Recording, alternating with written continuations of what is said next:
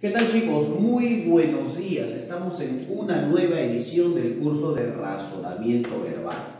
Hoy día, 27 de mayo del año 2021, vamos a desarrollar el segundo tema, ¿no es cierto?, que correspondería a la siguiente unidad. ¿Por qué te hago esta aclaración? Porque recordarás que en el examen que te tomé la semana pasada, solamente consideré dos temas. ¿Eso qué quiere decir? Que la práctica de reforzamiento, la práctica de comprensión de lectura, pasaría para esta unidad, por si acaso. Que no te extrañe que en el examen te vengan 4 temas. Así que ten cuidado con eso, ¿ya? Hoy día vamos a hablar de métodos de lectura. Antes de hablar, decir que esta clase está dirigida para ustedes, chicos de quinto año de secundaria del Colegio Gemuni en Cañete. Agradecerles por los cuadernos que me enviaron. A los que no han enviado sus cuadernos, ya saben que tienen que presentar la justificación del caso en dirección. Pero bueno, sin lugar a dudas, lo importante es trabajar, ¿no es cierto? Cuando hablamos de métodos de lectura, hablamos del reconocimiento de ideas en un texto. Y cuando hablamos del reconocimiento de ideas, hablamos lógicamente de el establecimiento de ideas importantes e ideas secundarias. ¿Por qué no decir analizar el tema o también el tema central? ¿No es cierto? A esto ustedes le conocen como jerarquía textual. Pero también a través del método de lectura podemos analizar, ¿no es cierto? Y también sintetizar, ¿no es cierto?, información. Información importante, evidente. Analizar es lo que hacemos acá. Dividir de alguna u otra manera un texto en 3 ideas principales y luego responder según lo que, digamos, manifiesta el texto, haciendo siempre referencia al texto como tal. A través del análisis podemos contestar preguntas de sentido contextual y a través de la síntesis podemos resumir los textos, contestar preguntas por síntesis, preguntas por inferencia, preguntas por resúmenes, pero básicamente eso es lo que apela a los métodos de lectura. Representar las ideas dentro de un texto, fundamentarlas a través de una jerarquía y analizar y sintetizar el texto como tal. Hallando claro está el tema, pero al mismo tiempo resumiendo los textos o resumiendo la información para entender de una mejor manera el texto como tal, ¿correcto? Entonces, para seguir con lo que tenemos que desarrollar, ¿no es cierto?, tenemos la práctica del profesor y 4 textos que vamos a analizar a continuación.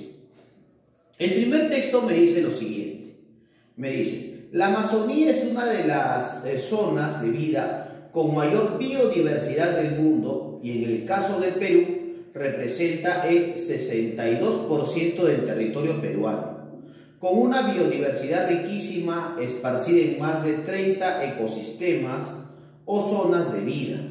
Todos estos ecosistemas están alimentados por innumerables cuerpos de agua que conforman el sistema hidrográfico más grande del mundo, con diversos tipos de suelos, fauna y flora. Estamos hablando entonces de la Amazonía. La Amazonía, ¿no es cierto? La Amazonía, ¿correcto? Como un espacio, ¿correcto?, de gran biodiversidad, ¿correcto? Como un gran espacio de biodiversidad. También con, digamos, como un espacio, digamos, de muchas fuentes hidrográficas, ¿no? En ese caso podemos decir que, claro, es un gran espacio de biodiversidad y también es un espacio con grandes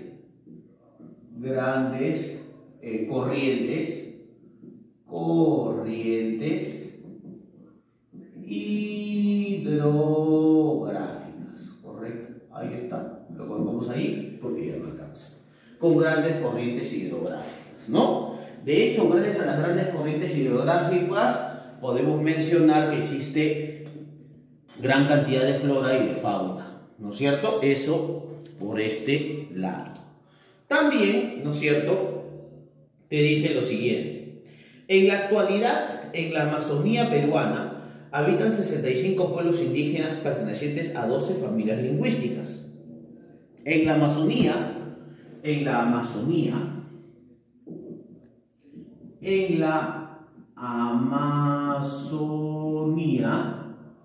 correcto, conviven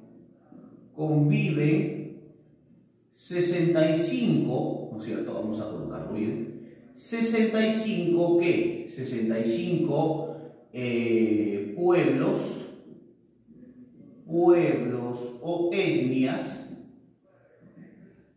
¿Y qué cosa? Y 12 familias lingüísticas, ¿correcto? Y 12 familias lingüísticas, ¿no es cierto? O sea, podemos decir que en la actualidad conviven 65 pueblos o etnias, 65 pueblos o etnias, ¿no es cierto? Y 12 familias lingüísticas. ¿Eso qué involucra? Eso involucra y eso condice, ¿no es cierto?, que la Amazonía tiene una condición de diversidad. ¿Correcto? Ahora, además dice lo siguiente, ¿no es cierto? 65 pueblos indígenas y 12 familias lingüísticas. Estos pueblos viven en relación con su entorno a partir de sus prácticas socioculturales, con estrategias de adaptación y formas multidimensionales de vivir en un medio biológico rico y enriquecido también por muchas de estas prácticas y estrategias. Ahí está la diversidad. Al mismo tiempo, los pueblos indígenas experimentan intercambios casi siempre disruptivos con la sociedad nacional y global, debido a que la relación que tienen con esta se encuentra lamentablemente marcada por la discriminación y la desigualdad. Por ejemplo, ¿no es cierto?, podemos decir que los problemas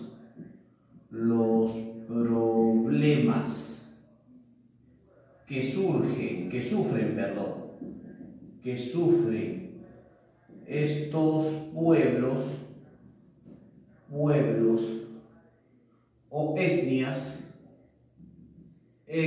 de la Amazonía, ¿son cuáles? Son, como dice el texto, la discriminación y la desigualdad, ¿no es cierto? Discriminación, ahí está, y desigualdad.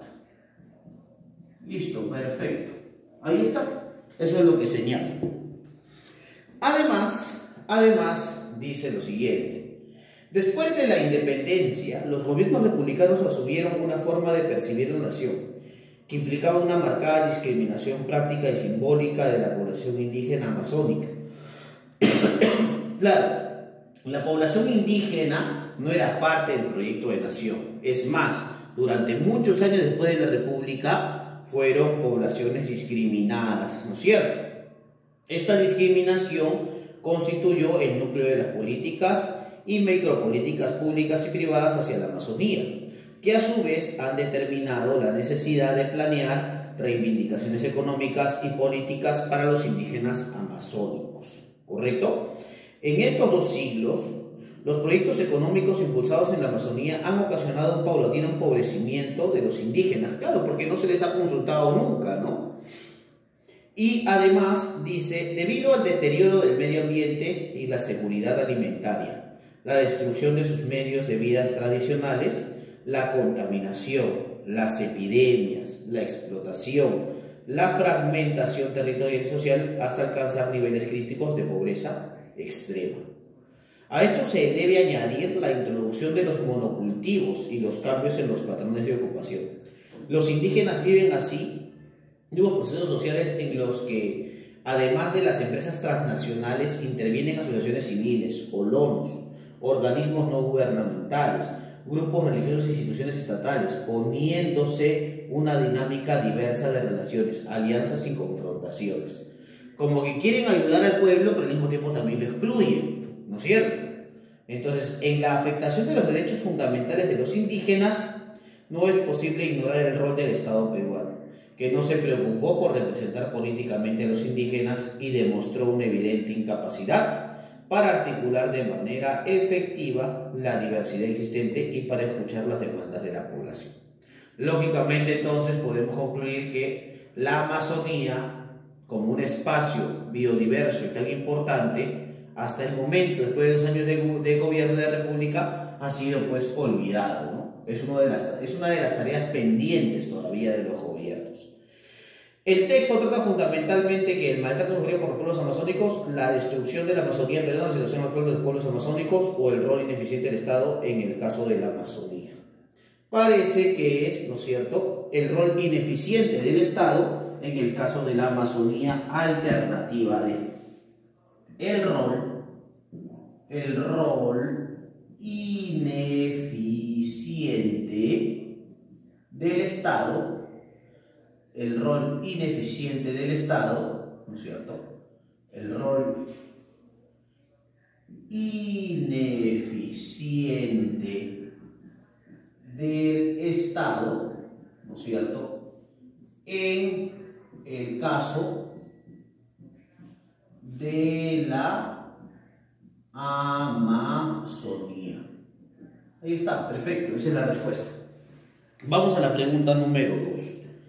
La pregunta 2 dice, la palabra disruptivos puede ser reemplazada por ¿qué? Acá dice la palabra siguiente, ¿no? Al mismo tiempo, los pueblos indígenas experimentan intercambios casi siempre disruptivos con la sociedad nacional. O sea que son ¿qué cosa? Disruptivos, ¿qué quiere decir? Que básicamente, ¿no es cierto?, por la sociedad nacional, debido a que la relación que tienen con esta se encuentra lamentablemente marcada por la discriminación. Si son disruptivos, son básicamente injustos, ¿no? Alternativa A, injustos. Alternativa A, injustos. A través de estos cambios injustos podemos hablar de la discriminación y la desigualdad, ¿no?, como se habla ahí en el texto. De acuerdo con el texto, es incompatible afirmar que es falso decir que el Perú alberga una de las zonas con mayor biodiversidad del mundo. Sí, tenemos en el país una gran diversidad de familias lingüísticas, claro. Diversas organizaciones interactúan de una u otra forma con la Amazonía. Sí, ¿los nativos amazónicos son partícipes de la deforestación amazónica? No. Alternativa B. Los nativos amazónicos, alternativa D. Los nativos amazónicos son, dice, partícipes, ¿correcto?, de la deforestación. Eso es falso. ¿Correcto? Dice la pregunta número 4. Dice la pregunta 4.